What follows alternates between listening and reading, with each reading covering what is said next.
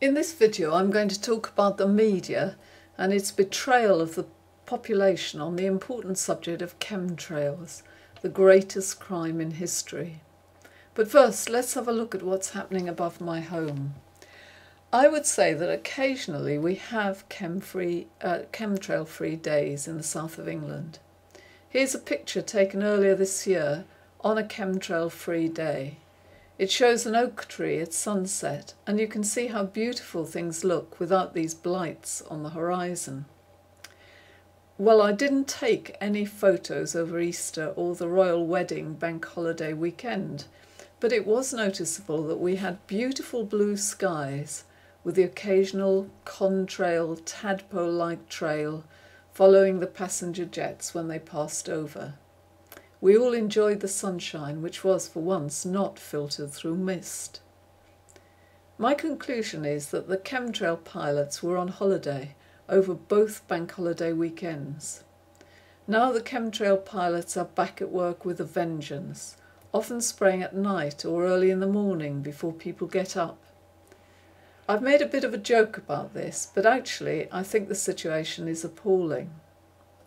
Here's a picture taken on 3rd of May at 6:30 a.m. and you can see that the chemtrails are already spreading out. On the 4th of May they started spraying around 8 a.m. and my house looked like an Anderson shelter, and it felt as though I was under attack. Interestingly, look at the pink horseshoe glow. Just follow the electricity lines down a bit and you'll see what I'm talking about. I have seen these before on the internet. I think they're called chembos, and they're the result of refraction of light from the aluminium particles, leaving an iridescent glow, or so I'm told. Obviously my camera isn't that expensive, so I have to allow for some possible fluke here.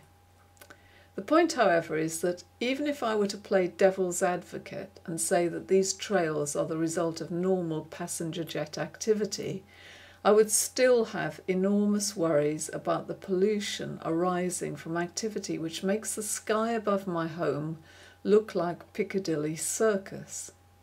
I don't believe this is normal passenger jet activity, and I wonder and worry about the sheer volume of aluminium and barium which is being sprayed. This is quite clearly one of the most important events in the news, and it's happening worldwide. A search for chemtrails yielded 3,690,000 results. Even if all these people are deluded, surely the press should be interested in their concerns. However, there was a single article in the press the other day. The Evening Standard featured an article just before Easter. You can read the article for yourself, here it is, but it's incredible that the paper is giving a positive spin on the subject and even goes so far as to describe chemtrails as a sign from God. Mr. Cameron, the buck stops with you. And also with Mr. Blair and Mr. Brown, who also implemented a chemtrail program, I believe. If we are ever able to prove that you are spraying the people of the UK with poisons and toxins, we will put you in jail and throw away the key. You will deserve it. Journalists of the UK, you are an absolute disgrace to your profession. And if the people of this country ever awake from their slumber, you'll hear their anger.